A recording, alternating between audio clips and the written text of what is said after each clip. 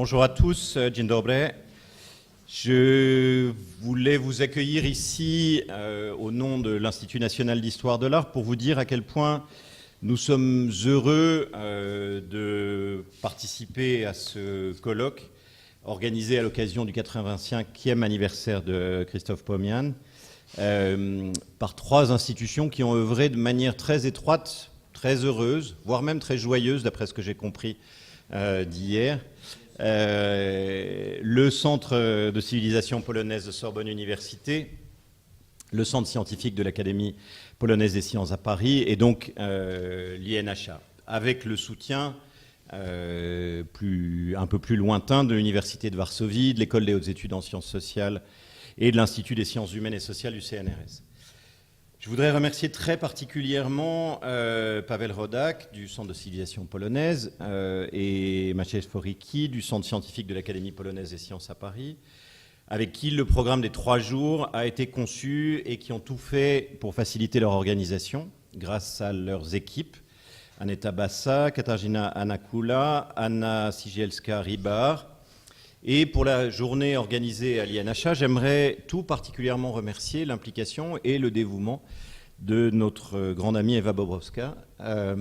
Et c'est désormais un rapport très ancien que nous avons, médié par les États-Unis, mais qui finalement s'est recentré assez régulièrement grâce à elle sur la Pologne. Et Agnieszka Kuszlewa-Wojcik du Polish Institute of World Art Studies de Varsovie, qui ont mis leur énergie dans cette rencontre. Et à l'INHA, je voudrais remercier particulièrement France Nerlich, la directrice des études et de la recherche, qui est ici depuis hier pour participer à ce colloque, alors qu'elle devrait se reposer, mais elle, malgré mon ordre, de rester chez elle et de se soigner, elle a absolument tenu à être ici. Capucine Montfort et Marie Nacker également ont été très présentes, et toutes les équipes du service des moyens techniques. Après la rencontre solennelle d'hier soir à l'Académie polonaise des sciences, notre rencontre, et avant la journée de demain, qui reviendra sur la vision politique et historique de Pomian sur l'Europe, notre rencontre d'aujourd'hui concerne la manière dont le professeur Pomian a marqué l'histoire des collections et du collectionnisme, a inventé un certain nombre de choses. Dès la fin des années 1970, comme vous le savez, le professeur Pomian affirmait que les collections constituent, je le cite dans l'avant-propos de Collectionneurs amateurs et curieux, un domaine sui generis dont l'histoire ne se réduit ni à celle de l'art, ni à celle des sciences, ni à celle de l'histoire. Alors, c'est une sorte d'ancienne que l'histoire de l'art serait une discipline carrefour et que du coup on ne sait jamais exactement où elle s'arrête et où elle commence, ce qui est une chose très importante. Mais je pense que la figure de Christophe Pomian, de ce point de vue-là, est une figure exemplaire de la capacité à creuser un sillon disciplinaire, à inventer des objets et en allant chercher les modèles théoriques, les éléments heuristiques, les objets, là où il le faut, quelle que soit leur provenance, en gardant une même rigueur à chaque fois. En esquissant une histoire autonome, Christophe Pomian mettait en lumière les objets pour lesquels il a inventé le concept et le terme de sémiophore, et je crois que la première intervention d'aujourd'hui portera précisément sur cette notion, et je suis heureux que Alain Schnapp, qui m'a précédé à la tête de l'INHA et qui est véritablement le fondateur de l'INHA, puisse intervenir aujourd'hui ici. Les enquêtes du professeur Pomian l'ont conduit à explorer l'histoire des collections du XVIe au XXe siècle, de l'Ancien au Nouveau Monde, avec des essais qui ont fait date sur l'histoire des collections de l'ancienne République vénitienne, de Paris, de la côte est des États-Unis et autres. De ce point de vue-là, l'histoire de l'INHA, qui est une histoire récente, un petit peu plus de 15 ans, aurait été différente si ces travaux n'avaient pas existé.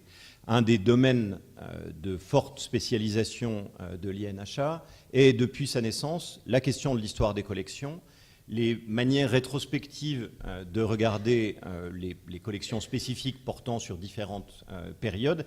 Et on peut dire, je crois véritablement, et c'est pour ça que je suis particulièrement heureux et honoré d'être ici aujourd'hui, que sans les travaux de Christophe Pomian, une grande partie des travaux de l'INHA auraient été impossibles ou se seraient développés dans une toute autre direction, et que les ressources qui sont aujourd'hui disponibles à travers nos bases de données, etc., de l'INHA n'auraient pas pu exister. Évidemment, dans son cas, peut-être plus que dans le cas d'un certain nombre de participants aux activités de l'INHA, même s'il y a des contre-exemples, on peut faire le lien entre cette manière de travailler sur la translocation permanente des objets et votre histoire personnelle, monsieur le professeur, de ce que ces circulations nous enseignent sur l'histoire, la société, la construction des identités, et des identités à la fois collectives et individuelles. Et évidemment, dans les temps que nous traversons, la question de l'identité et la manière de la poser comme une construction et de montrer comment elle se construit à travers des objets, à travers des projets scientifiques, est absolument essentielle. Les 4 tables rondes d'aujourd'hui discuteront les thèses de Christophe Pomian et leur impact sur les travaux des dernières années, exposant des réflexions actuelles, des travaux récents ou des dialogues plus anciens sur la question des transformations même du champ du collectionnisme, de la Renaissance à nos jours, les problèmes soulevés par les Wunderkammern et cabinets de curiosité dans leur hybridité et leur construction du savoir, le rôle des musées dans l'invention des identités nationales et la responsabilité des médiateurs et passeurs dans la transgression même des frontières. Et je le redis, l'histoire de l'art est de ce point de vue-là une discipline dans laquelle cette question de la transgression des frontières est un élément très essentiel, même si nous avons, comme toutes les disciplines, l'habitude de vivre avec des catégories beaucoup trop rigides. Et évidemment, chaque fois qu'il est question de Pologne, et vous savez sans doute que j'ai personnellement un lien important avec la Pologne, un lien qui est un lien de travail sur des périodes plus tardives, celle de la seconde moitié du XXe siècle, mais que l'INHA aussi a des liens très importants avec la Pologne. Il ne se passe pas une année sans que nous n'accueillions de chercheurs polonais. Nous avons un certain nombre de projets qui ont été menés au fil des années avec des institutions polonaises. Et chaque fois qu'il s'agit de Pologne, cette question de la transgression des frontières, de la manière dont on pose les frontières, dont on les redéfinit, est évidemment essentielle. Vous avez entretenu un dialogue important international, et je voudrais juste dire que concerne l'interlocuteur presque constant de vos recherches italiennes, Giuseppe Olmi, aurait beaucoup aimé être ici, que son état de santé ne lui permet plus de voyager et qu'il veut exprimer par ma bouche toute son amitié et sa fidélité, et vous souhaite une rencontre anniversaire des plus fructueuses. Je veux aussi porter les mêmes souhaits de Pierre Rosenberg, qui lui est retenu en Italie, donc on est bien dans une circulation internationale, et vous adresse aussi tous ses vœux par mon intermédiaire. Il ne me reste plus qu'à les rejoindre, si je le peux, dans ses souhaits et dans ses bons vœux, et à vous souhaiter à toutes et à tous une excellente journée de travail et une excellente journée demain pour continuer également ces discussions. Merci à vous.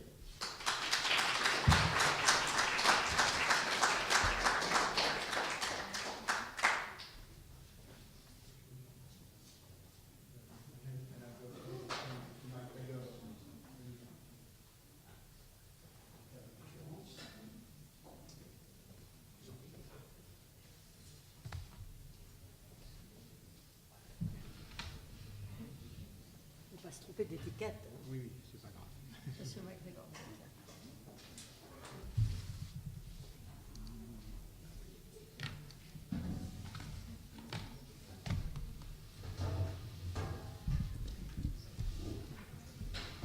Mesdames, Messieurs, chers amis, cher Christophe, c'est un grand plaisir pour moi que cette réunion ait lieu ici, pour les raisons qu'Éric de Chassey vient de rappeler, et pour 1000 autres raisons plus personnelles, dues à une collaboration qui remonte aux années 70. Je crois que j'ai eu la chance de te rencontrer pour la première fois, Christophe, à un séminaire organisé par Vernant, dans lequel tu proposais ta théorie générale de la collection.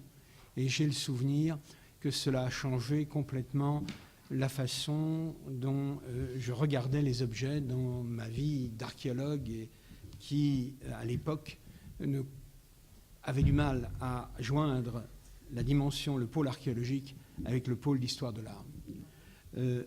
C'est une des questions sur lesquelles on travaille toujours et j'en dirai quelques mots. Avant cela, je remercie les deux orateurs qui m'ont rejoint à la tribune. Et donc, je rappelle à tout le monde, moi compris, que nous avons un budget temps très resserré, hein, pas plus d'un quart d'heure par exposé, et que nous allons tenter de nous y tenir, vu le fait que nous avons commencé légèrement en retard. Christophe Pomian utilise pour, en quelque sorte, construire l'objet d'une théorie générale des collections, la notion de sémiophore. Et cette notion a un atout sur bien d'autres, c'est qu'elle permet d'installer l'objet au cœur de la réflexion et d'accepter sa malléabilité, sa transformation. L'objet peut bouger, il bouge dans le temps, il bouge dans l'espace. On savait cela partiellement, avant que Christophe n'en propose une définition aussi, je dirais, utile et fonctionnelle. Dans l'histoire des monuments, déjà au XVIIe siècle, les grandes études du Danois Ole Worm posaient la question de la fonction des monuments. La clé normale d'interprétation était une clé classiciste, donc on voyait dans le monument de Stonehenge un temple romain. Et il a fallu pas mal de réflexions pour démontrer que l'idée que ce bâtiment circulaire ait été bâti par les Romains semblait absurde. Elle semblait absurde du fait même de la structure des pierres, de la mise en place du chantier, de ce que déjà un homme comme Stukeley ou avant lui John Aubrey pouvait imaginer dans l'Angleterre du XVIIe et du XVIIIe siècle. Et si vous relisez bien Riegel, dont l'œuvre reste toujours là-bas la référence pour la classification de l'histoire des monuments, vous verrez quels sont les emprunts de Riegel à ce lointain héritage britanno-scandinave, qui est tout simplement une des questions de fond que Christophe Pomian a abordé dans toute son œuvre, c'était la coupure entre une culture gréco-romaine et les cultures locales, ce qu'il a admirablement démontré dans son livre sur les frontières, et la permanence de cet impermanent que sont les attitudes, les positions et les savoir-faire. Donc, je crois que dans le cabinet de lecture d'un jeune doctorant aujourd'hui, Riegel s'impose, et on nous l'imposait quand j'étais étudiant, mais il faut y ajouter, pour des raisons évidentes, cette œuvre que nous avons vue déclinée hier et qui, dans le champ qui nous importe, celui de la façon dont on traite les objets et les images, est fondamentale. Dans le fond, avant la notion de sémiophore, on avait du mal à faire entrer tout ce qui constitue la matérialité du passé dans un même moule. J'entends par là que le roi Gourand annonçait dans son séminaire, il y a bien longtemps, qu'il avait découvert le premier cabinet de curiosités dans une couche du Paléolithique supérieur de la grotte du Yenne, dans le centre de la France. Et c'était des objets naturels, des concrétions, qui avaient été mises à part dans un des niveaux stratigraphiques qu'il savait étudier avec l'acuité chirurgicale qui était la sienne. Pour le monde égyptien, on connaît des collections depuis très longtemps, mais il y a un objet extraordinaire, et là encore un objet d'origine naturelle, un oursin fossile, récupéré, nous pouvons le dater par l'écriture, vers 1300 à peu près, et cet oursin est signé. Sur l'oursin, nous trouvons la mention suivante, trouvé par le prêtre un tel dans la carrière de Sobdois. Et on sait que cette carrière était pleine de fossiles. Donc, à des millénaires près, ces deux objets sont des petits sémiophores qui brillent et qui nous disent « Attention, nous ne savons pas exactement pourquoi on les a ramassés, nous ne savons pas comment ils étaient gérés, mais ils émettent encore des signaux à des distances de plusieurs millénaires. » Et si on n'a pas le terme de sémiophore, des choses comme ça, on ne peut pas les intégrer à tout ce que Christophe nous apprend ensuite en disant que les collections de l'âge, les collections médiévales, les collections de l'âge classique, même les collections antiques dans les temples, relèvent de cette stratégie de faire passer un objet du champ dans lequel il est fonctionnel, il est utile, valeur d'utilité, à une valeur symbolique qui parfois peut devenir ou redevenir, comme il le dit, une valeur d'échange. Donc, pour observer les objets sans a priori et sans hiérarchie, c'est ce que nous propose le terme de sémiophore et l'usage que Christophe en a fait, il faut en prendre la mesure. Voilà, dans les nombreuses définitions qu'il en a données, je retiendrai celle qui apparaît, page 32 du fameux recueil sur les collectionneurs, dans lequel, de façon vraiment très concise, Christophe énonce « Se détachant de la masse d'objets communs, les offrandes les plus insolites, bizarres, spectaculaires, sont donc autant de défis à la curiosité et à l'imagination des visiteurs qu'elles obligent à dépasser ce qui est présent à leurs yeux vers ce qui ne l'est pas et à prolonger le regard vers une audition ou une lecture. » C'est-à-dire qu'il y a la matérialité de l'objet, mais l'immatérialité, la visibilité et l'invisibilité, qui sont les deux notions que Christophe fait jouer pour nous montrer ce champ. Ce qui me fascine et ce qui va faire l'objet de la rapide communication d'aujourd'hui, c'est qu'en explorant, bien des années après, le monde chinois, grâce à la merveille, je ne suis pas sinologue, et donc il a fallu que j'attende que certains des textes que j'utilise soient traduits dans une langue accessible à un nom sinisant, eh bien je retrouve une part des catégories que Christophe avait mises en valeur et explorées. Chez Hu Yangxiu, qui est le péresque chinois, mais un péresque qui vécut au XIe siècle, le plus grand collectionneur d'estampes, le plus grand collectionneur d'objets, nous trouvons cette définition. Les œuvres que l'auteur vient d'énumérer sont les plus bizarres, les plus extraordinaires, les plus majestueuses et les plus étonnantes, les plus élaborées et les plus délicieuses des choses matérielles. Elles ne se trouvent pas dans des régions éloignées et les acquérir ne comporte pas de danger et de risque. Pourquoi donc se fait-il qu'exposées aux éléments et ravagées par la guerre, elles soient abandonnées et endommagées et qu'elles reposent au milieu des collines et des ruines et que personne ne s'en préoccupe? Et vous voyez que dans la première partie de la définition de sa collection, de ce qui l'intéresse, Hu Yangxiu utilise des mots qui sont ceux-mêmes qu'utilisera Christophe Pomian un bon millénaire après. On peut trouver d'autres convergences de ce genre. Et en particulier, on pourrait les trouver dans un peintre qui est du chinois Shi Tao, sur lequel mon collègue de Chicago, Wu Hung, a attiré l'attention. Il attire l'attention pourquoi? Parce que dans le monde chinois, les objets ou les monuments ne sont jamais représentés à l'état de ruine. Ils sont tels qu'ils sont, définis par leur architecture originale. Mais ce qui donne l'état de ruine, ce qui permet de dater une image, c'est l'environnement qui l'accompagne. Voilà un des poèmes qui décrit le recueil des pruniers en fleurs, et dans lequel il y a un certain nombre de bâtiments. Et ce recueil dit « Voir un vieux prunier, c'est comme rencontrer un homme qui a subsisté du passé. Mais qui a envoyé le prunier pour refléter les anciens? Après avoir été le témoin des hauts et des bas des 6 dynasties, il se cache dans une retraite solitaire. Quoique brisé, il redouble d'efforts à la fin de l'année. » Donc c'est la nature et l'effort de la nature sur elle-même qui indique l'âge des choses et, de façon, je dirais, poétique, l'âge des hommes.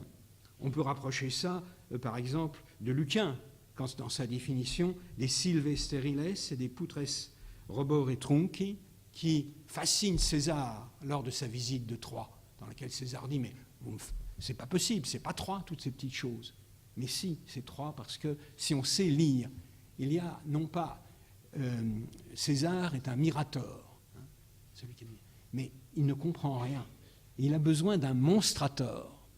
Et ce monstrator, c'est celui qui dispose de l'art d'interpréter les choses et qui est le sémiophore. Mais ce parallèle entre l'âge des arbres, l'âge des hommes et l'âge des ruines, j'ai eu la surprise de le retrouver dans une lettre de Sénèque à Lucilius. Sénèque retourne à un âge avancé dans le bien, dans la villa que son père lui avait offert. Et voilà ce qu'il dit. De quelque côté que je me tourne, tout ce que je vois me démontre que je suis vieux. Je m'étais rendu dans ma demeure proche de la ville et je m'inquiétais des dépenses liées au délabrement de ma maison. Le fermier me répondit qu'il ne s'agissait pas de négligence de sa part, qu'il avait pourvu à tout, mais que la villa était vieille. Cette villa est une création de ma main. Que vais-je devenir si des pierres qui ont mon âge se délitent? Fâché, je pris le premier prétexte pour exprimer ma mauvaise humeur. Il semble, dis-je, que ces platanes sont négligés. Ils n'ont plus de feuilles. Combien ils sont noueux et recroquevillés. Quel tronc horrible et rugueux. Donc, Sénèque, dans son vieil âge, projette son sentiment de la sénescence sur ce qui l'entoure. Et il voit dans cette ville-là comme un portrait en miroir de ce qu'il a été lui-même, et il établit de ce fait un pont entre la destinée humaine et les destinées en général. Mais tout cela, les sémiophores nous aident la notion de sémiophore nous aide à le capter. Mais c'est vraiment dans la définition du rôle de l'antiquaire que, en quelque sorte, le sémiophore, au sens que Christophe donne à ce terme, nous permet de passer une autre vitesse, de passer à un autre étage. Je cite encore un passage de Christophe Pomian, page 51-52. À partir de la seconde moitié du XIXe siècle, un processus se met en marche qui aboutira à un éclatement de ce système, le vieux système de la collection, et à son remplacement par un autre. Les nouveaux groupes sociaux se forment dont la raison d'être est le monopole qu'ils possèdent de certaines connaissances et savoir-faire. Des humanistes, celui de la belle latinité, des antiquaires, celui d'un savoir qui porte sur la vie des anciens, des artistes, celui de la production d'œuvres d'art, des savants, celui de la science, de nouveaux sémiophores qui entrent dans la circulation et qui s'amassent dans les collections. Manuscrits et divers autres vestiges de l'Antiquité, curiosités exotiques ou naturelles, œuvres d'art ou instruments scientifiques sont en même temps, pour les membres de ces groupes, des objets qui leur permettent l'élaboration de connaissances ou l'apprentissage du savoir-faire et les insignes d'appartenance sociale. Eh bien, si je retourne à Ouyang Yu, je lis ceci. Il est constant que les choses matérielles s'accumulent là où on les apprécie et ont tendance à être collectées, là où les ressources pour les acquérir sont les plus importantes. S'il y a des ressources, mais pas de plaisir, ou du plaisir sans ressources, même si les choses en question sont sous la main et faciles à acquérir, vous ne les obtiendrez pas. Vous voyez la cohérence entre cette idée de la variété des collections autour de l'idée d'objet-signe et cette définition implicite de la singularité de ce grand antiquaire qui va en fait créer la discipline de l'estampage qui fera jusqu'au XIVe siècle de la Chine la plus avancée des cultures de l'antiquarianisme, dans le monde de l'antiquarianisme. La relation que le collectionneur entretient avec ces objets est une relation intime qui l'engage jusqu'au fond de son âme et qui est en même temps liée à l'idée de l'érosion. Et cette idée-là, elle est si forte qu'elle dépasse toutes les autres.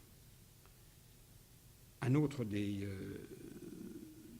réflexions de Ouyang Xiu sur l'utilité et sur la morale de la collection. Lorsque je fus nommé dans les régions du Nord, si distantes, je ne savais comment me distraire. Je commençais à collecter les inscriptions de bronze et de pierre provenant du passé. Depuis cette date, même quand il m'arrive d'être poursuivi et exilé, sautant d'un bateau ou d'un véhicule pour me rendre à un nouveau poste, ou menacé ou ennuyé en quelque manière, et sans considération sur l'état de mes affaires domestiques, que je fusse la proie de déconvenues et de peines, dépassé par une forme de désespoir et de pression constante. Jamais, même pour un seul jour, je n'ai oublié ma collection. Aujourd'hui encore, je pense en mon fort intérieur. Ce qui m'intéresse est à l'opposé des goûts du monde. Je m'emploie à rassembler ce que d'autres jettent et je pense ne jamais en avoir assez.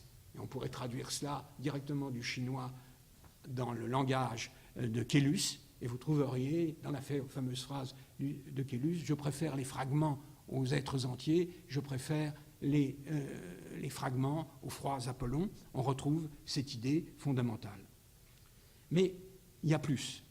La collection, et tout au long de l'article, Christophe Pomian l'explique, elle est faite pour devenir autre et pour quelquefois se dissoudre.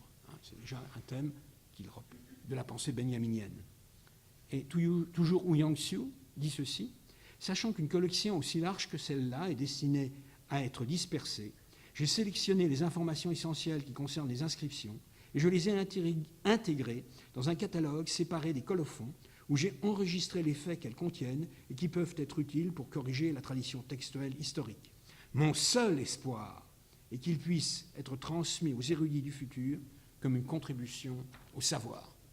Et si vous reprenez la définition que Gassendi, cherchant à défendre Peiresc, énonce, vous retrouvez presque la totalité du champ sémantique qui a été abordé par le collectionneur chinois. Gassendi, en mémoire de Peiresc, dit « Bien des gens se gaussent bruyamment de nos études, prétendant qu'elles ne procurent aucune gloire à ceux qui s'y livrent et aucune utilité aux autres. Cela seul mérite un tel reproche qui n'y cherche qu'une vaine érudition, ou même ce qui est moins encore, se contentent de collectionner les antiquités pour la garniture de leurs armoires et l'ornement de leurs demeures, et s'attachent à les posséder pour qu'on les en sache possesseurs. Par contre, ils sont entièrement dignes de louanges et ne perdent aucunement leur temps, ceux qui recherchent les antiquités, les étudient et les publient, pour éclairer par elles les bons auteurs, pour illustrer les circonstances de l'histoire et pour mieux graver dans les esprits les personnages, leurs faits et les grands événements. Cette idée que nous retrouvons donc à nouveau chez ce penseur, collecteur, collectionneur du XIe siècle, elle traverse toute cette définition universelle de l'antiquarianisme que la notion de sémiophore nous offre. Et quand, à l'issue d'une vie menée